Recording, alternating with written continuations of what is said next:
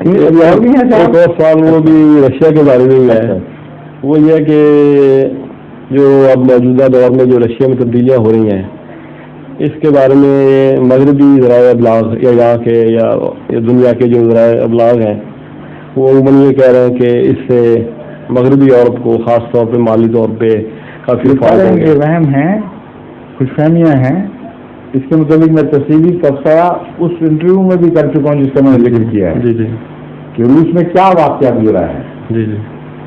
آیا اشتراکیت ناکام ہوئی ہے اور کیپٹلزم کامیاب ہوا ہے یا کچھ اور ہوا ہے؟ جی جی. اس پر میں نے تفصیلی روشنی ڈالی ہے. یہ ان کے فخر صرف چند دن کے ہیں. جی جی. حالات بہت زیادہ سنگین ہو جائیں گے کچھ سال کے اندر اندر. جی جی.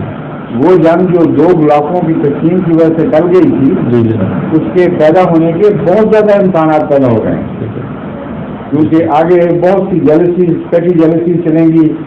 فرسٹ ورلڈ یورپ وجود میں آئے گا. جی جی. اور ایک دوسرے سے یہ جب مقابلہ کرتے ہیں تو وہی عادت کہ جب ضرورت پڑے تو بچے کا گوشت بھی کھا جائیں گے. اس وقت یورپین پہ ہرگز رحم نہیں کرتا جس طرح جرمنی نے کیا تھا. جی جی. تو یہ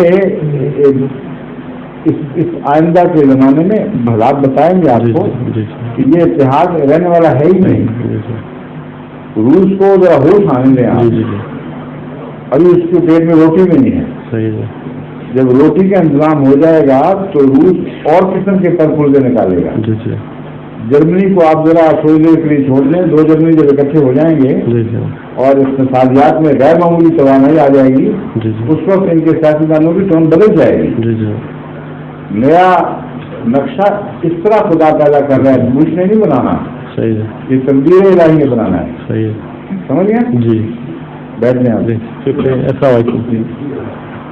ظہور مہدی آخر زمان